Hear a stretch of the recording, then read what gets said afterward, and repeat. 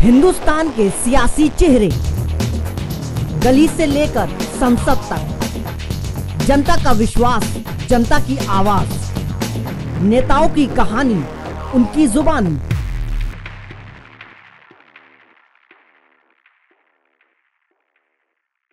सिर्फ बाकी रह गया है बेलौस रिश्तों का फरेब। कुछ मुनाफिक हम हुए, कुछ तुम सियासी हो गए। निश्तर खानकाही का ये शेर देश की सियासत को बखूबी बयान करता है और देश को इस सियासत के चलाने वाले सियासतदानों के खास चेहरों की कहानी से हम आपको रूबरू कराते हैं, जिसमें आज हम आपको ऐसी ही एक शख्सियत की कहानी बताएंगे जिसकी खूबसूरती की कोई मिसाल नहीं, जिनके कदम यूं तो कभी फिल्मों में संगीतों पर थिरका करते थे, लेकिन अब वो देश में राजनीति की ताल ठोकते नजर आ रहे हैं। जी हाँ, नमस्कार दोस्तों, मैं हूं रक्षा तिवारी और आप देख रहे हैं SPN 9 न्यूज। मैं लेकर हाजिर हूं अपना खास प्रोग्राम पब्लिक फेस, और आज हम अपने इस प्रोग्राम में बात करने वाले हैं एक हसीन अदाकारा से सशक्त महिला राजनेता बनी जया प्रदा के बारे में, जो 80 और 90 के दशक में लोगों के दिलों पर राज करती थी। लेकिन धीरे धीरे इनका रुझान सियासत की तरफ बढ़ गया और आज उन्होंने आगाज किया है अपने सियासी सफर का, जो अब हम आपको बताने वाले हैं। हालांकि किसी को भी यकीन नहीं था कि उनकी सियासी पारी ज्यादा लंबी चल पाएगी, लेकिन उत्तर प्रदेश की रामपुर लोकसभा सीट से समाजवादी पार्टी की टिकट पर एक बार नहीं बल्कि दो बार चुनाव जीतकर उन्होंने ये साबित कर दिया कि राजनीति में भी उनका कोई मुकाबला नहीं है। एक लंबे अरसे तक अपनी निजी जिंदगी को लेकर विवादों का हिस्सा रही जया प्रदा की रील और रियल लाइफ दोनों ही काफी दिलचस्प है। तो देखिए उनके इसी सिनेमा और सियासत की कहानी से भरी हमारी ये खास रिपोर्ट। बचपन में ललिता रानी नाम से जानी जाने वाली अदाकारा बॉलीवुड की जया प्रदा बन गईं, जिनका जन्म 3 अप्रैल 1962 को आंध्र प्रदेश में हुआ था। जया प्रदा जब महज 14 साल की थी तो स्कूल के एक एनुअल फंक्शन में उनके डांस परफॉर्मेंस को देखकर एक डायरेक्टर ने उन्हें तेलुगु फिल्म में डांस नंबर करने का ऑफर दिया था। आपको शायद सुनकर यकीन नहीं होगा, लेकिन इस फिल्म में 3 से 4 मिनट के डांस नंबर के लिए जया प्रदा को मात्र 10 रुपए मिले थे। जया का यह डांस नंबर काफी पॉपुलर हुआ था, जिसके बाद उनके सामने फिल्मों के ऑफर्स की तो झड़ी लग गई। सिर्फ 17 साल की उम्र में जया के पास तमाम फिल्मों के ऑफर थे और उनकी गिनती होने लगी थी साउथ की हिट एक्ट्रेसेस में। इसके बाद 1979 में जया ने फिल्म सरगम के जरिए बॉलीवुड में अपना शानदार डेब्यू किया। जया प्रदा ने अपने अभिनय के दौरान शराबी, सरगम, आज का अर्जुन, माँ, तोहफा और गंगा जमुना सरस्वती जैसी हिट फिल्में दी हैं। उसके साथ ही वे तेलुगु, तमिल, कन्नड़ और मलयालम भाषाओं में भी चर्चित किरदार निभा चुकी हैं और इसका जाना माना चेहरा बन चुकी हैं। उन्होंने इन सभी भाषाओं की फिल्म में बतौर अदाकारा अभिनय किया है।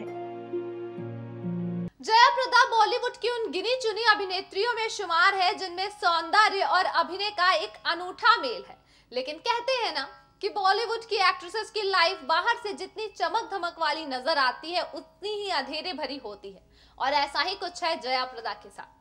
लगभग 200 से भी ज्यादा फिल्मों में काम कर चुकी जया प्रदा को प्रोड्यूसर श्रीकांत नाहता से प्यार हो गया। श्रीकांत नाहता पहले से ही शादीशुदा थे, उसके बावजूद दोनों ने साल 1986 में शादी की। लेकिन चौंकाने वाली बात तो ये थी कि श्रीकांत ने अपनी पहली पत्नी को तलाक नहीं दिया था और पहली पत्नी के होते हुए उन्होंने जया प्रदा से शादी की थी।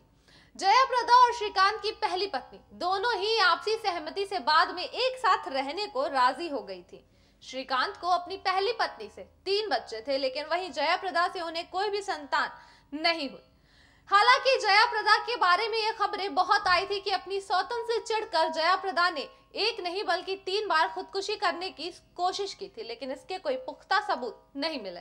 तमाम हिट फिल्मों में काम करने के बाद अचानक से जया का रुझान सियासत की तरफ बढ़ने लगा। इस दौरान उन्होंने साल 1994 में तेलुगु देशम पार्टी ज्वाइन की, जिसके बाद खबरें आने लगी थी कि वो विधानसभा चुनाव भी लड़ेंगे और उन्हें पार्टी के फाउंडर TN रामाराव सीट भी ऑफर करेंगे। इसके बाद जया ने कई निर्वाचन क्षेत्रों में कैंपेन किया। साल 1996 में उन्हें आंध्र प्रदेश से राज्यसभा के लिए नामांकित भी किया गया तथा तेलुगु महिला अध्यक्ष का पद भी दिया गया। लेकिन बाद में उनके और पार्टी सुप्रीमो चंद्रबाबू नायडू के बीच कुछ ऐसे विवाद हुए जिसके चलते उन्हें पार्टी छोड़नी पड़ी और उन्होंने तेलुगु देशम पार्टी को छोड़कर हाथ थामा समाजवादी पार्टी का। साल 2004 में वो उत्तर प्रदेश के रामपुर से लोकसभा चुनाव के मैदान में उतरी। उन्होंने 85,000 वोटों के अंतर से जीत हासिल की। साल 2009 के लोकसभा चुनावों में भी उन्हें रामपुर से जीत हासिल हुई थी, लेकिन उसके कैंपेनिंग के दौरान उन्हें आचार संहिता का उल्लंघन करने के मामले में चुनाव कमीशन की तरफ से नोटिस भी दे दी गई थी। 2010 में उन्हें अमर सिंह का समर्थन मिला, जिसके चलते पार्टी ने उन्हें निष्कासित कर दिया। पार्टी का कहना था कि अमर सिंह से उनकी नजदीकियां बढ़ती ही जा रही हैं, लेकिन जया प्रदा ने इसकी वजह आजम खान बताया। साल 2011 में उन्होंने अमर सिंह के साथ राष्ट्रीय लोकमंच नाम से पार्टी बनाई और 2012 यूपी विधानसभा चुनावों में 403 सीटों में से 360 सीटों पर उन्होंने चुनाव लड़ा, लेकिन जीत उन्हें एक सीट पर भी हासिल नहीं हुई। इसके बाद साल 2014 में उन दोनों ने आरएलडी में शामिल होने का तय किया और 2014 में जया प्रदा ने बिजनौर से लोकसभा चुनाव लड़ा, लेकिन हार उन्हें यहाँ भी मिली। फिल्मी जगत में अपनी पहचान बनाने वाली जया प्रदा ने राजनीति की बिसात पर भी अपने आप को अव्वल साबित किया। हालांकि सियासी सफर उनके लिए इतना आसान नहीं रहा। चकाचौंध की दुनिया से निकलकर राजनीति में आई जया प्रदा को सियासी रास्तों में लगे कांटों से गुजरना पड़ा। दरअसल जया प्रदा को सपा में लाने वाले थे उनके अजीज दोस्त अमर सिंह, जो उस वक्त सपा मुखिया मुलायम सिंह के काफी करीबी थे और पार्टी में नंबर 2 की हैसियत रखते थे। अमर सिंह ने मुलायम से कहकर जया प्रदा को रामपुर से चुनाव लड़वाने को कहा, जो कि पार्टी में कद्दावर नेता आजम खान को अच्छा नहीं लगा और यहीं से जया का विरोध हुआ सियासी पारी में। आपको बता दें कि रामपुर मुस्लिम बाहुल्य क्षेत्र माना जाता है और मुस्लिमों का गढ़ है और आजम खान इसे अपना गढ़ मानते और यहाँ से वे अपनी पत्नी को टिकट दिलवाना चाहते थे, लेकिन सपा ने अमर सिंह के कहने पर जया प्रदा को टिकट दे दिया, जिसका विरोध करते वक्त आजम खान ने मर्यादा की सारी हदें पार कर दी और जया प्रदा के कुछ ऐसे फोटोज लीक कर दिए जो उन्हें नहीं करने चाहिए थे, जिस वजह से जया प्रदा को जोर का धक्का लगा और वो काफी डिप्रेशन में चली गई थी। कुछ समय तक उन्होंने सार्वजनिक तौर पर सबसे दूरी भी बना ली थी। इन सारे वाकयों के बाद साल 2010 में जया प्रदा को पार्टी से निकाला गया था, जिसकी वजह उनके अमर सिंह से नजदीकी बताई गई थी और साल 2010 में सांप्रदायिकता को बढ़ावा देना भी बताया गया था, लेकिन ये कहीं न कहीं गलत था, क्योंकि कहीं न कहीं पार्टी ने आजम खान को लेकर एक चाल खेली थी।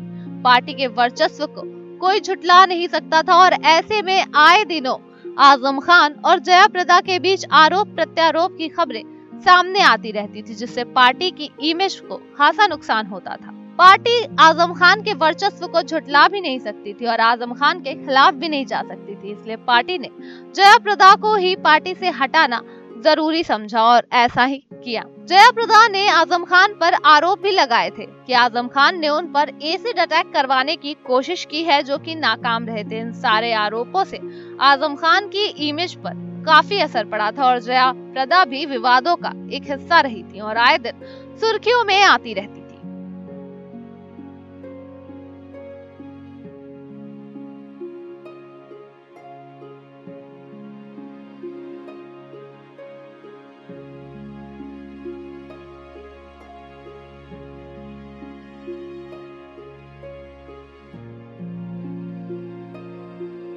इसके अलावा जया प्रदा की अमर सिंह से नजदीकियों को लेकर भी लोगों ने गलत तरीके से मीडिया में उछालकर खबरें बनाई, जिस पर जया प्रदा ने कहा कि अगर मैं उन्हें राखी भी बांध दूं तो लोग गलत ही समझेंगे, और जो कि बिल्कुल सही भी है।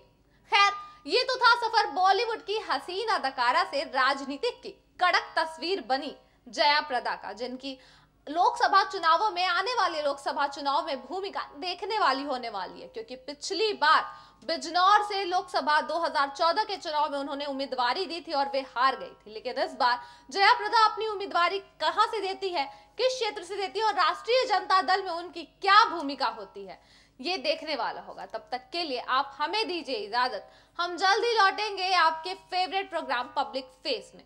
नमस्कार।